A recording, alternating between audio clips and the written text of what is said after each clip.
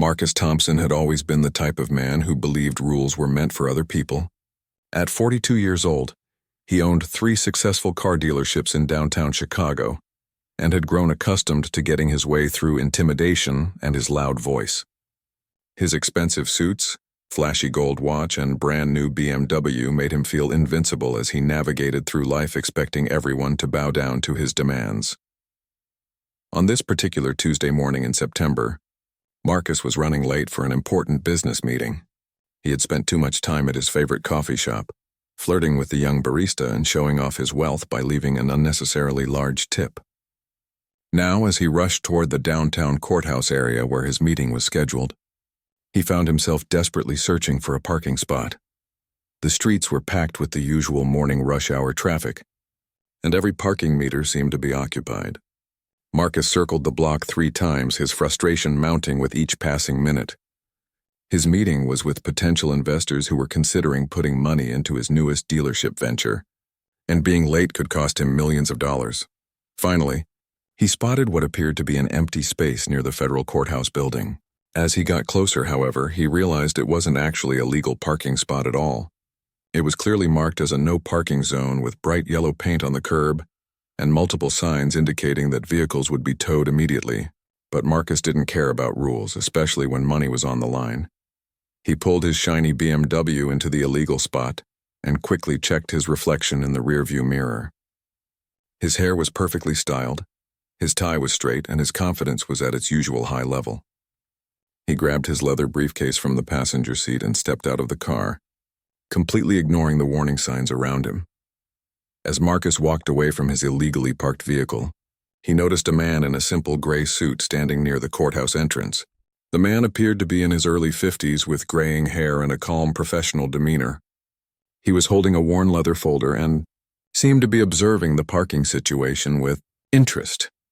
The man in the gray suit watched as Marcus blatantly ignored all the parking restrictions and walked away without a care in the world. Something about Marcus's arrogant attitude and complete disregard for the law bothered him deeply. He had seen too many people like Marcus throughout his career, wealthy individuals who believed their money made them above the law. After Marcus disappeared into a nearby office building, the man in the gray suit walked over to examine the illegally parked BMW. He noted the license plate number, took a few photos with his phone, and made some notes in his folder. He had been working in the justice system for over 20 years and had developed a keen eye for people who thought they were untouchable.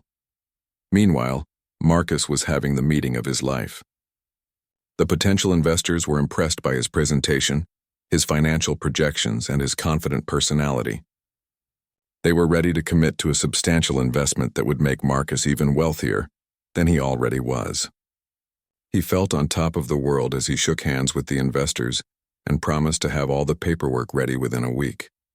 When Marcus returned to his car an hour later, he was surprised to find the man in the gray suit still lingering near the courthouse entrance. The man seemed to be waiting for something, occasionally glancing toward Marcus's BMW with what appeared to be mild amusement. Marcus approached his car with his usual swagger, twirling his keys around his finger and humming a tune. He felt invincible after his successful meeting and was already planning how he would spend his future profits. As he reached for his car door handle, he noticed the man in the gray suit walking in his direction. "Excuse me," the man said politely, his voice calm and measured. "I couldn't help but notice that you're parked in a no parking zone." Marcus turned around and looked the man up and down with obvious disdain. He saw someone who appeared to be just another government worker or courthouse employee, certainly nobody important enough to tell Marcus Thompson what to do. "And what exactly is that supposed to mean to me?" Marcus replied with a sneer. "I park wherever I want to park." The man in the gray suit remained calm despite Marcus's rude tone. "Well, this is actually a federal no parking zone. Vehicles parked here illegally can be towed and the owners can face significant fines." Marcus let out a loud, mocking laugh that echoed off the surrounding buildings. "Do you have any idea who you're talking to? I own 3 car dealerships in this city. I probably make more money in a week than you make in a year. A little parking fine means nothing to me." "I'm sure it doesn't," the man replied quietly. "But the law applies to everyone equally, regardless of their financial situation." This comment only served to make Marcus angrier. He stepped closer to the man, using his height and bulk to try to intimidate him. "Listen here, buddy. I don't know who you think you are, but you'd better mind your own business before you get yourself into trouble you can't handle." The man in the gray suit didn't flinch or step back. He had faced down much more dangerous people than Marcus Thompson throughout his career. "I'm simply pointing out that parking illegally in a federal zone can have serious consequences." Marcus's face was now red with anger. "Consequences? You want to talk about consequences? Let me tell you what's going to happen if you don't walk away right now. I have connections in this city that you couldn't even imagine. I know judges, politicians, police chiefs, people who could make your life very difficult if I asked them to." "That's interesting," the man said, his voice remaining perfectly calm. "And what exactly do you think these connections of yours would do?" Marcus felt his confidence surge as he prepared to deliver what he thought would be the final blow to this annoying stranger. "They would make sure that whatever pathetic little job you have gets taken away from you. They would make sure you never work in this city again, and if you really want to push me, I can make sure you face some serious legal problems of your own." The man in the gray suit listened to these threats with what appeared to be genuine curiosity rather than fear. "Legal problems? What kind of legal problems do you think you could create for me?" Marcus smiled wickedly, thinking he had found the man's weakness. "Oh, I'm sure my lawyers could come up with something creative. Maybe some kind of harassment charge for bothering innocent citizens about their parking. Maybe something about interfering with legitimate business activities. Trust me, when you have enough money and the right connections, you can make almost any legal problem appear for anyone you want to target." The man in the gray suit nodded slowly, as if he was taking mental notes of everything Marcus was saying. This reaction only encouraged Marcus to continue his verbal assault, believing that he was successfully intimidating this ordinary-looking government worker. "You see, people like you don't understand how the real world works," Marcus continued, his voice growing louder and more aggressive. "You think everyone has to follow the same rules, but that's not reality. Money talks, and when you have enough of it, you can make the rules bend to your will." By this time, several other people walking by had started to notice the confrontation. A few office workers slowed their pace to observe the scene, while others quickly hurried past, clearly uncomfortable with Marcus's loud and threatening behavior. The man in the gray suit remained completely composed, which only seemed to fuel Marcus's anger further. "I've been parking wherever I want in this city for 15 years, Marcus declared, puffing out his chest with pride. "And you know what? Nobody has ever been able to do anything about it. Police officers see my car illegally parked and they walk right past it because they know better than to mess with someone like me." "That's quite remarkable," the man replied calmly. "How exactly do you manage to avoid the consequences that other people face for breaking parking laws?" Marcus was more than happy to brag about his methods. "It's simple, really. When you donate enough money to the right political campaigns, when you belong to the right country clubs, when you play golf with the right judges and police officials, they remember who their friends are. A few phone calls from the right people can make any parking ticket disappear." The man in the gray suit listened intently to these admissions, occasionally nodding as if he found Marcus's explanations fascinating. "And these judges and police officials just make your tickets disappear as personal favors?" "Exactly," Marcus said proudly. "That's how business gets done in the real world. You scratch my back, I scratch yours. These government employees know that staying on my good side is much more profitable than trying to enforce some petty parking regulations." What Marcus didn't realize was that with each word he spoke, he was essentially confessing to multiple federal crimes: bribery of public officials, corruption, conspiracy to obstruct justice. The list was growing longer by the minute. The man in the gray suit continued to listen with professional interest, mentally cataloging each admission for future reference. "So you're telling me that you regularly engage in what most people would consider bribery?" the man asked, his tone remaining conversational rather than accusatory. Marcus laughed loudly again. "Bribery? That's such an ugly word. I prefer to think of it as making mutually beneficial business arrangements. I help certain people with their financial needs, and they help me avoid unnecessary bureaucratic hassles. Everyone wins, except for the general public who expects laws to be enforced equally," the man observed. This comment struck a nerve with Marcus. "The general public?" he scoffed. "The general public doesn't matter. They're just ordinary people living ordinary lives, working ordinary jobs, driving ordinary cars. They don't contribute anything significant to society like successful businessmen do. Why should they get the same treatment as people who actually matter? The man in the gray suit found Marcus's attitude both revealing and disturbing. So you believe that wealth should determine how laws are applied? Absolutely, Marcus replied without hesitation. That's how it's always worked, and that's how it should work. Rich people create jobs, pay taxes, drive the economy. We deserve special treatment because we contribute more to society than some minimum wage worker ever will. As Marcus continued his rant, the man in the gray suit noticed that their conversation was beginning to attract even more attention. Several people had stopped completely to listen, clearly shocked by Marcus's open admissions of corruption and his dismissive attitude toward the law. You seem very confident that your wealth protects you from legal consequences, the man said. What would you do if you encountered someone who couldn't be bought or influenced by your connections? Marcus's eyes narrowed dangerously. That person doesn't exist. Everyone has a price and everyone has weaknesses that can be exploited. If someone tried to cause problems for me, I would find out everything about their personal life, their family, their career, and I would use that information to destroy them. That sounds like intimidation and possibly harassment, the man pointed out. Call it whatever you want, Marcus said aggressively. It's effective, and that's all that matters. I've ruined the careers of 3 different city officials who tried to stand up to me over the years. One lost his job because of some tax problems that mysteriously came to light after he refused to help me with a zoning issue. Another found himself facing a very expensive divorce when certain information about his personal life became public. The third one simply decided to take early retirement after his family started receiving some unsettling phone calls. The man in the gray suit was genuinely amazed by Marcus's willingness to openly confess to what amounted to witness, intimidation, blackmail, and possibly criminal threatening. And you arrange for all of these consequences to happen to these officials? I have people who handle those kinds of situations for me, Marcus said with a sinister smile. When you have enough money, you can hire specialists for almost any problem you need solved.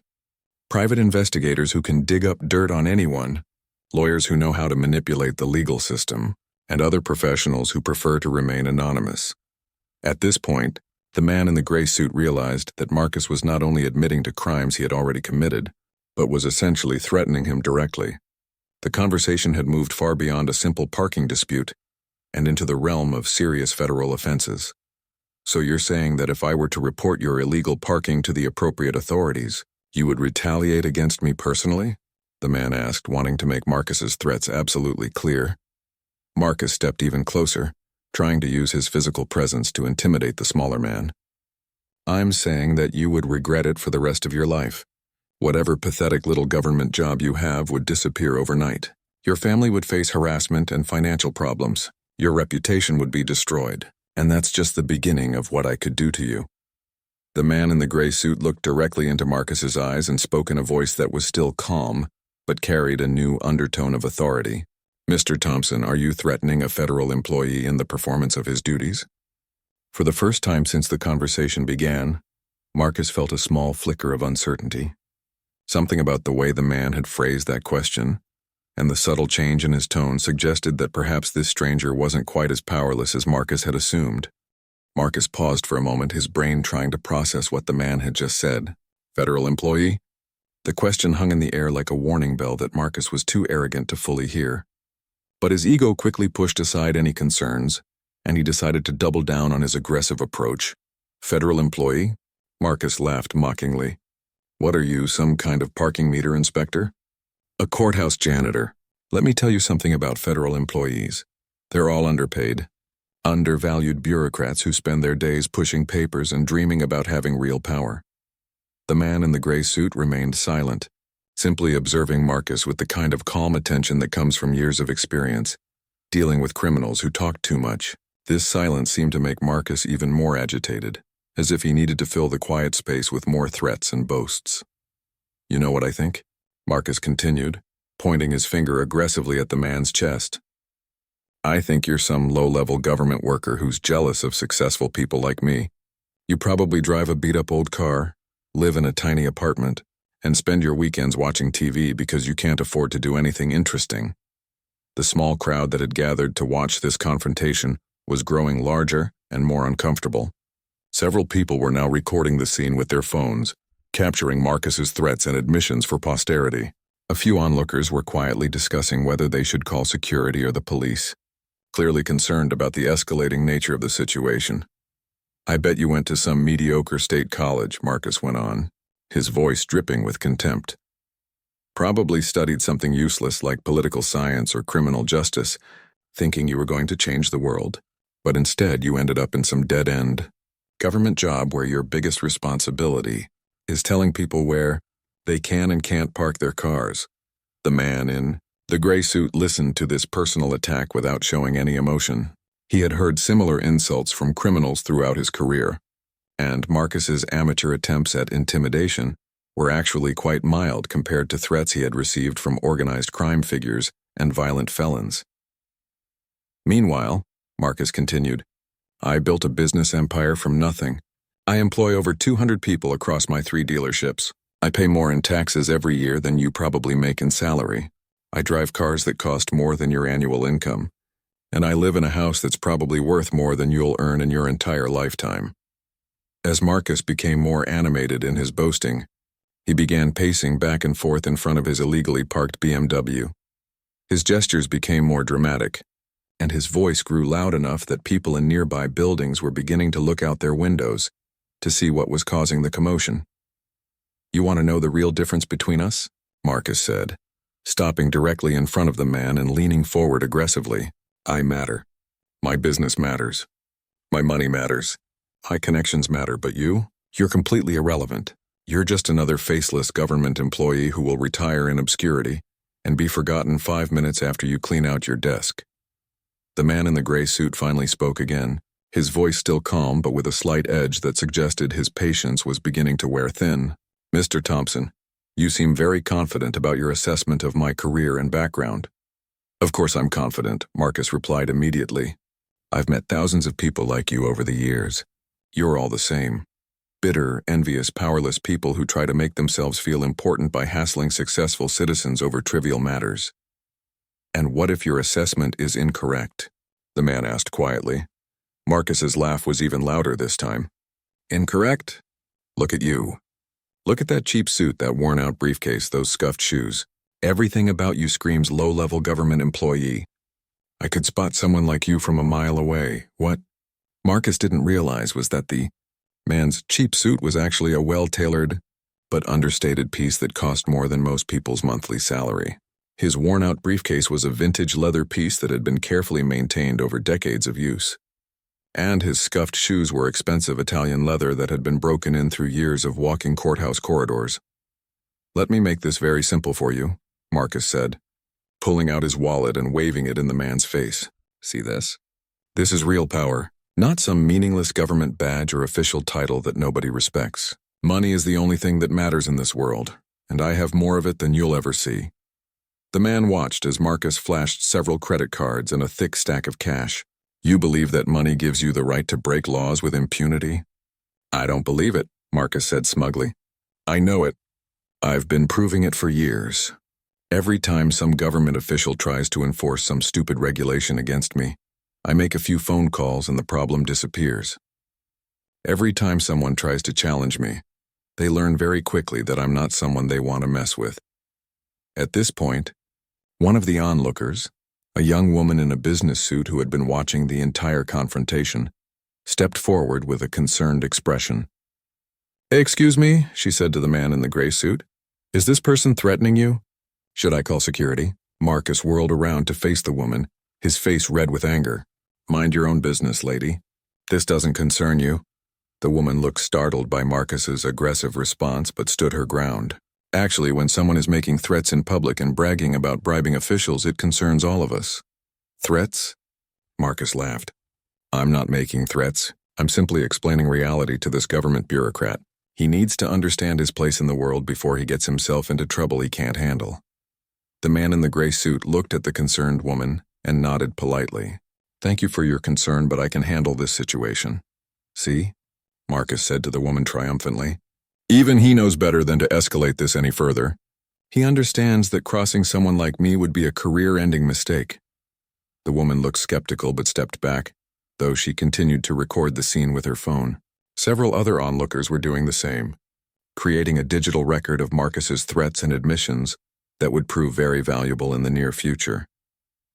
Marcus turned his attention back to the man in the gray suit, feeling more confident than ever. Now I think we've wasted enough time on this silly conversation. I have important business to attend to, and you have whatever meaningless tasks government employees do all day. Let's just agree that you're going to walk away and forget you ever saw my car parked here. The man tilted his head slightly, as if considering Marcus's proposal. And if I don't agree to forget what I've witnessed here? Marcus's smile turned cold and menacing. Then you'll learn firsthand what happens to people who try to interfere with my business operations. And trust me, it won't be a pleasant learning experience. The man in the gray suit reached into his jacket pocket, a movement that caused Marcus to instinctively step back slightly.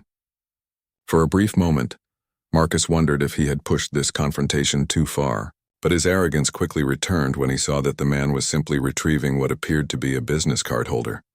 Mr. Thompson, the man said calmly, before we conclude our conversation, I think there's something you should know about me. Marcus waved his hand dismissively. I don't care what department you work for or what your job title is. Like I told you, all government employees are the same to me. The man opened his card holder and extracted a small leather wallet. As he flipped it open, Marcus caught a glimpse of something metallic and official-looking, but his brain refused to process what he was seeing. He was too committed to his assumption that this was just another powerless bureaucrat. My name is James Mitchell, the man said, holding up his credentials. I'm an assistant United States attorney for the Northern District of Illinois. I'm a federal prosecutor. The words hit Marcus like a physical blow. His confident smirk began to fade as the implications started to sink in. Assistant United States Attorney, Federal Prosecutor. These were not the credentials of a low-level parking enforcement officer or courthouse janitor. You're... what? Marcus stammered, his voice suddenly much quieter than it had been moments before.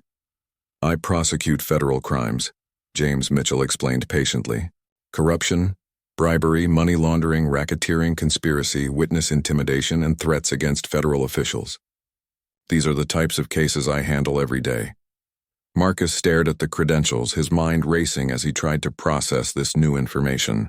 The confident businessman who had been making threats and boasting about his criminal activities just moments before was suddenly replaced by a man who was beginning to understand the enormous mistake he had just made.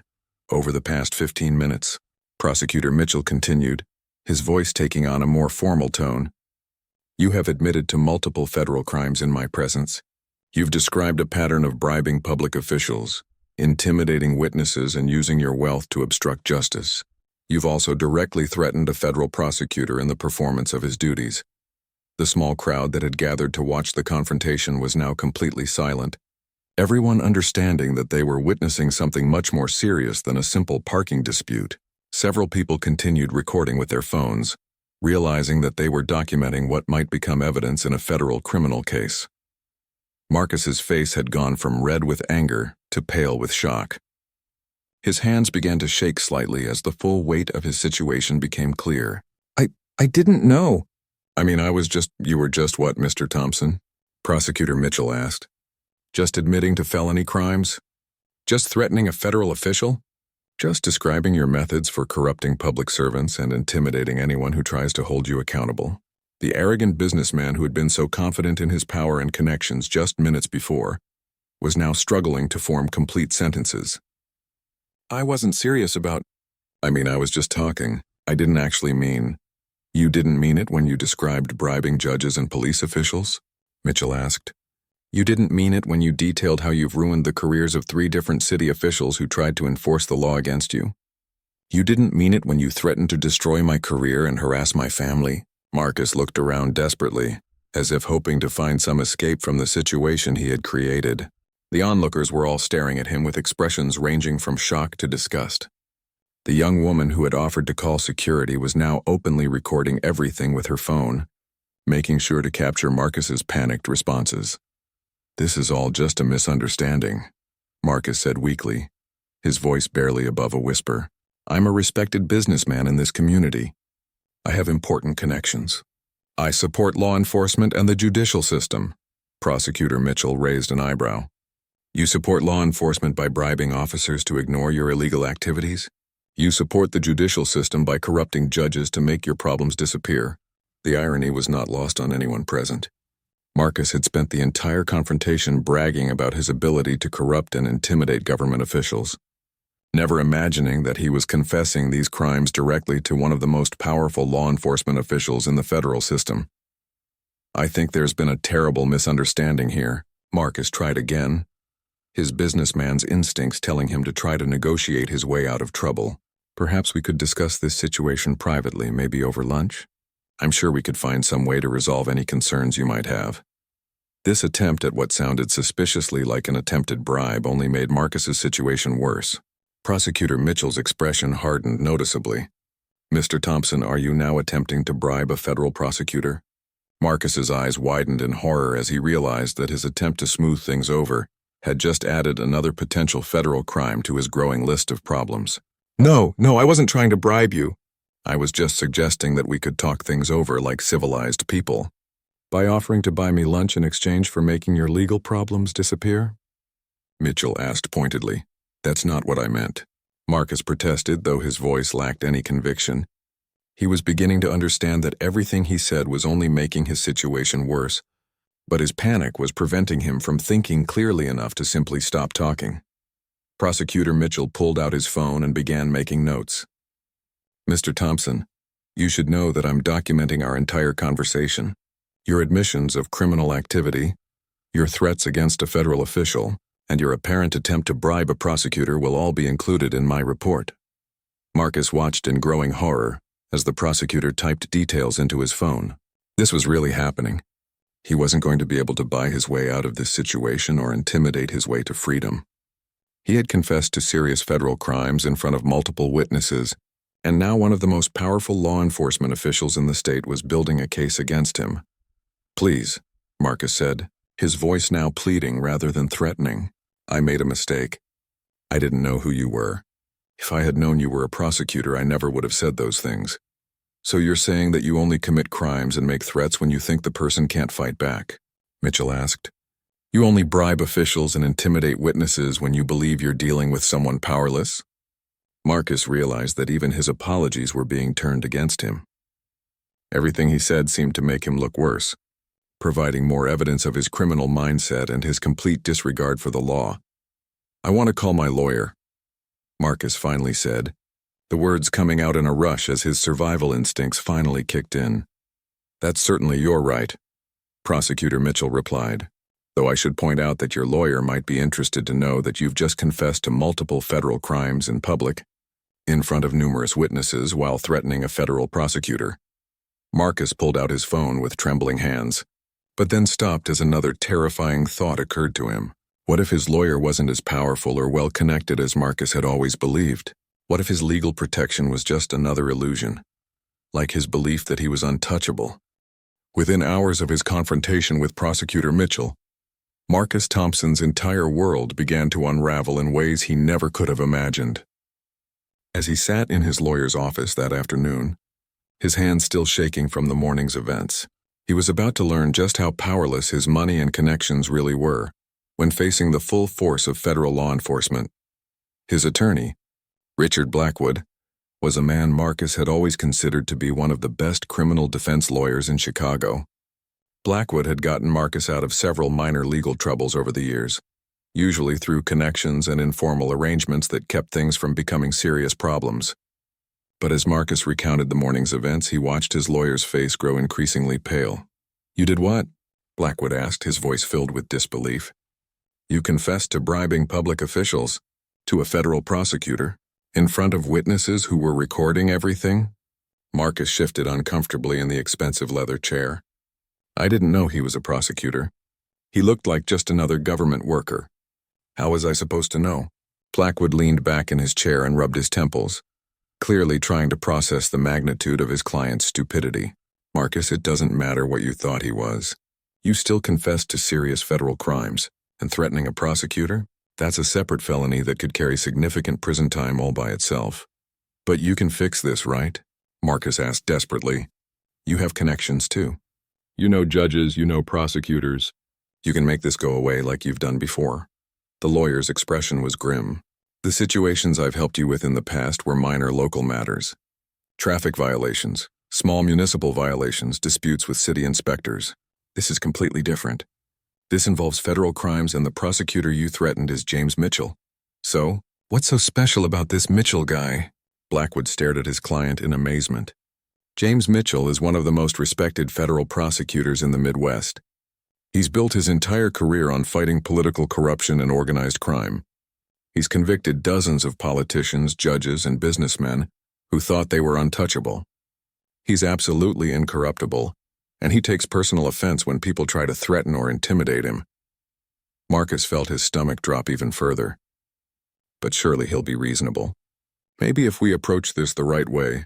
Marcus, stop talking, Blackwood said firmly. Just stop. Every word you say makes this worse.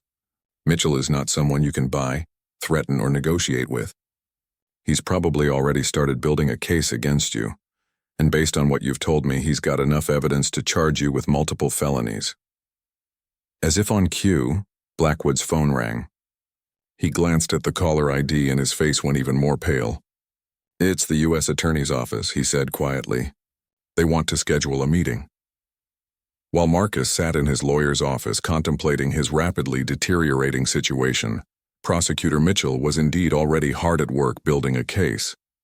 He had returned to his office immediately after the confrontation and had begun the process of turning Marcus's admissions into a formal criminal investigation. Mitchell's first call was to his assistant, Sarah Chen, a brilliant young attorney who specialized in political corruption cases. Sarah, I need you to start a new case file. We've got a businessman who just confessed to multiple federal crimes right in front of the courthouse. Confessed? Sarah asked, intrigued. That's unusual. Most criminals aren't quite so cooperative. Mitchell smiled grimly as he recounted the morning's events. This one thought I was just a low-level government employee he could intimidate. He spent 15 minutes detailing his methods for bribing officials and threatening anyone who tried to hold him accountable. And you got all of this on record? I've got my notes, and there were multiple witnesses recording everything with their phones. But more importantly, he's given us a roadmap for investigating all of his past criminal activities. He mentioned specific officials he's bribed and specific cases where he's used intimidation to obstruct justice. Sarah was already taking notes. What's our next step? We start with the officials he mentioned, Mitchell replied. He claimed to have corrupted 3 different city officials over zoning issues and other matters. We need to identify those individuals and see if they're willing to cooperate with our investigation. And if they're not willing to cooperate, Mitchell's expression was steely. Then they become subjects of the investigation rather than witnesses. Corruption is a two-way street, and anyone who took bribes from Marcus Thompson is going to face consequences. Within 2 hours, Mitchell had assembled a task force of FBI agents and federal prosecutors to begin investigating Marcus Thompson's criminal empire. The resources being brought to bear against the arrogant businessman were far beyond anything he could have imagined when he was making his threats that morning. Special Agent Maria Rodriguez was assigned as the lead FBI investigator on the case. She was a 20-year veteran of the Bureau who had built her reputation by dismantling sophisticated corruption networks. As she reviewed the initial case file, she was amazed by the scope of Marcus's admissions. I've never seen a suspect voluntarily provide so much incriminating evidence, she told Mitchell during their first meeting. Usually we have to spend months or even years gathering this kind of information through surveillance and undercover operations. He made our job significantly easier, Mitchell agreed. But we still need to build a solid case that will hold up in court. His admissions are just the starting point. Agent Rodriguez nodded. I'm already pulling financial records for his businesses and personal accounts. If he's been bribing officials regularly, there should be a clear paper trail of suspicious payments and transactions. Meanwhile, the IRS Criminal Investigation Division had been brought into the case as well. Financial crimes expert David Kumar was tasked with examining Marcus's tax returns and business records to identify potential tax evasion and money laundering activities. If he's been using his businesses to funnel bribe money to public officials, Kumar explained to the task force, he's almost certainly not reporting those payments properly to the IRS.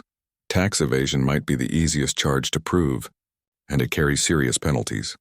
Back in his office, Marcus was learning from his lawyer that the investigation was expanding far beyond his confrontation with Prosecutor Mitchell. Phone records were being subpoenaed, financial records were being seized, and several of the officials Marcus had bragged about bribing were being contacted by federal agents. "They're moving fast," Blackwood told his client grimly. "Mitchell has assembled a full task force to investigate you. They've got FBI agents, IRS investigators, and multiple prosecutors working on your case." Marcus felt like he was trapped in a nightmare. "But they can't just investigate me based on some things I said when I was angry, can they? Don't they need real evidence?" "Marcus, what you said this morning was real evidence," Blackwood explained patiently. "You confessed to crimes. You provided details about your criminal activities. You gave them a roadmap for finding additional evidence. They're not investigating you based on suspicion anymore. They're investigating you based on your own admissions." "What about the officials I mentioned?" Marcus asked desperately. "They'll deny everything, right?" "They'll protect themselves by protecting me." Blackwood shook his head sadly. "That's not how federal investigations work. When the FBI shows up at someone's door with evidence of corruption, most people choose to cooperate rather than face federal charges themselves. The officials you bribed are more likely to testify against you in exchange for reduced sentences than they are to risk going to prison to protect you." As the reality of his situation finally began to sink in, Marcus Thompson realized that his entire life was about to change forever. The money, connections, and power that he had relied on for so many years were proving to be useless against the methodical and relentless machinery of federal law enforcement. He had awakened a sleeping giant, and now that giant was fully focused on destroying everything he had built through corruption and intimidation. 6 months after Marcus Thompson's fateful encounter with Prosecutor James Mitchell, the businessman who once believed himself untouchable found himself standing before federal judge Patricia Williams, awaiting sentencing for a list of crimes that seemed to grow longer with each passing week of investigation. The federal task force had worked with ruthless efficiency to uncover the full scope of Marcus's criminal enterprise. What had started as admissions about parking violations and petty bribery had evolved into a massive corruption case involving dozens of public officials, millions of dollars in illegal payments, and a conspiracy that had corrupted city government for over a decade. FBI agent Maria Rodriguez had led an investigation that uncovered financial records showing systematic bribes to city councilmen, zoning board officials, building inspectors, and even 2 municipal judges. The paper trail was extensive and damning, with bank records showing regular payments disguised as consulting fees, charitable donations, and business expenses. The 3 city officials Marcus had specifically mentioned during his confrontation with Mitchell had all been arrested within weeks of the initial investigation. Faced with overwhelming evidence and the prospect of lengthy federal prison sentences, all 3 had agreed to cooperate with prosecutors in exchange for reduced charges. City Councilman Robert Hayes, who had accepted over $200,000 in bribes from Marcus over 5 years, provided detailed testimony about how the corruption network operated. He described regular meetings at expensive restaurants where Marcus would hand over envelopes of cash in exchange for favorable zoning decisions and building permits. Building Inspector Linda Foster, who had received luxury vacations and expensive gifts from Marcus, testified about how she had been instructed to overlook code violations at Marcus's properties and harass his business competitors with unnecessary inspections and delays. Most damaging of all was the testimony of Municipal Judge David Chen, who admitted to dismissing numerous traffic violations and municipal charges against Marcus in exchange for donations to his political campaigns and personal financial assistance for his children's college educations. The corruption had been so extensive that the mayor of Chicago was forced to create a special commission to review every municipal decision that Marcus had been involved with over the previous decade. Dozens of building permits were revoked, zoning decisions were overturned, and several ongoing city contracts were canceled. Meanwhile, the IRS investigation led by David Kumar had uncovered a complex web of tax evasion that added millions of dollars in penalties and interest to Marcus's legal troubles. He had been systematically underreporting his income while claiming fraudulent business deductions for the bribes he paid to public officials. As the evidence mounted, Marcus's lawyer, Richard Blackwood, had tried desperately to negotiate a plea agreement that would minimize his client's prison time. But Prosecutor Mitchell was unwilling to show mercy to someone who had corrupted so many public officials and shown such contempt for the legal system. Mr. Thompson chose to build his business empire through systematic corruption, Mitchell told the judge during one of the pre-sentencing hearings. He didn't just break the law occasionally. He made breaking the law his standard business practice. He corrupted public officials, intimidated witnesses, and threatened federal law enforcement. This court needs to send a clear message that such behavior will not be tolerated. The local media had covered the case extensively, turning Marcus from a respected businessman into a symbol of corporate corruption and abuse of power. The recordings of his confrontation with Prosecutor Mitchell had been played repeatedly on television news programs, shocking viewers with his casual admissions of serious crimes and his arrogant assumption that his wealth made him above the law. Marcus's 3 car dealerships had been forced to close as customers stayed away and financing became impossible to obtain. His employees, many of whom had worked for him for years, found themselves unemployed as his business empire collapsed under the weight of criminal investigations and civil lawsuits. His personal assets had been frozen by federal authorities, and his expensive house, luxury cars, and other possessions were being seized to pay for restitution to the city and to cover the costs of the investigation. The man who had once bragged about his wealth was now facing personal bankruptcy, in addition to his criminal charges. During the sentencing hearing, several of Marcus's victims were allowed to speak about how his corruption had affected their lives and their communities. Small business owners testified about how they had lost contracts because they refused to pay bribes. Honest city employees described how they had been harassed and intimidated for trying to do their jobs properly. The young woman who had witnessed Marcus's confrontation with Prosecutor Mitchell also testified, describing how shocked she had been to hear someone openly bragging about corrupting public officials and threatening law enforcement. "I couldn't believe that someone would be so casual about breaking the law," she told the court. "It made me realize how much damage people like Mr. Thompson can do to public trust in government and law enforcement." When it was finally time for sentencing, Judge Williams delivered a harsh rebuke to Marcus before announcing his punishment. "Mr. Thompson, you have shown a complete disregard for the rule of law and the principles that make democratic government possible. Your corruption of public officials has undermined the trust that citizens must have in their government. You have been convicted of conspiracy to commit bribery, multiple counts of bribery of public officials, obstruction of justice, witness intimidation, threatening a federal official, money laundering, and tax evasion. These crimes represent a pattern of behavior that shows your fundamental belief that laws apply to other people but not to you." Marcus stood silently as the judge continued her statement, finally understanding the full consequences of his arrogance and criminality. "The court sentences you to 12 years in federal prison, followed by 3 years of supervised probation. You are also ordered to pay $4.2 million in restitution to the city and $1.8 million in fines and penalties to the federal government. All of your assets will be forfeited to help pay these amounts."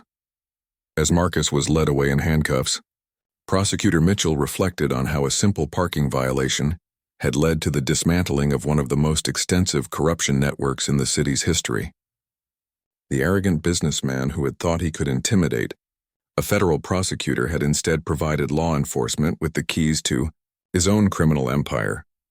The case became a landmark example of how federal law enforcement could effectively combat corruption at the local level.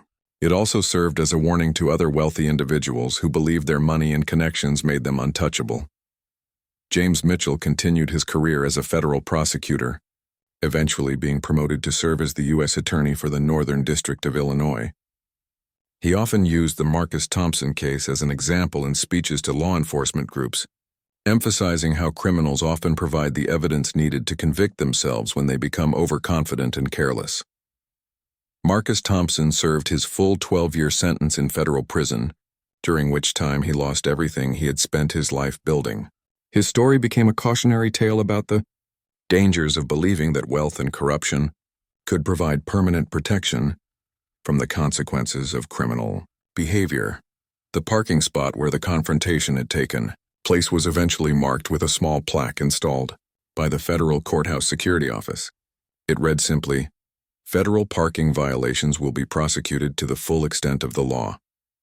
Most people walking by had no idea of the significance of that particular spot, but those who knew the story understood that it represented the place where one man's arrogance had finally met its match in the form of federal justice.